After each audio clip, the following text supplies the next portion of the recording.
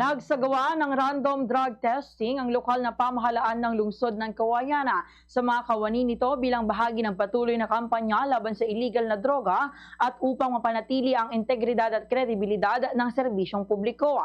Sa panayam ng Bombo Radyo Kawayan kina Ginoong Modesto Dumrique, Peace and Order Committee Focal Person at Ginoong Eugenio Asirit III, Focal Person ng LGU Kawayan, ibinahagi nila na matagal na nilang ipinatutupad ang nasabing hakbang bago pa man ideklara ang lungsod bilang drug-free city.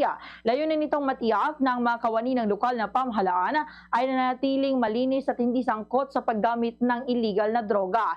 Paliwanag pa nila na mahalaga ang ganitong programa upang mapanatili ang disiplina sa hanay ng mga empleyado ng pamahalaan at may pagkita sa publiko na seryoso ang pamahalaang lungsod sa kampanya laban sa illegal na droga. Sa kasalukuyan, ika-5 taon ng tuloy-tuloy na isinasagawa ng LGU ng Kawayan ang random drug testing sa mga kawani nito bilang bahagi ng kanilang mga hakbang upang mapalakas ang tiwala ng mamamayan sa pamahalaan. Ganito ang bahagi ng pahayag o magkasunod na pahayag ni Ginoong Modesto Dumrique at Ginoong Eugenio Asirit III. Declared as drug-cleared city last 2023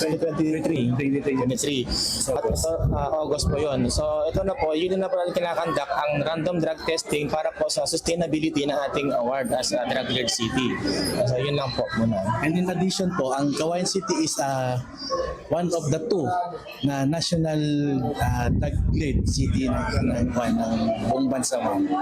And then nagkaroon na rin po tayo ng award sa PDEA. Yes po. Kaya kailangan po natin i-maintain po yun. Kaya po ito yung isang purpose ng drug testing po ngayon dito sa Kawayan City, dito sa LGU. Fast sa Radyo Bombo!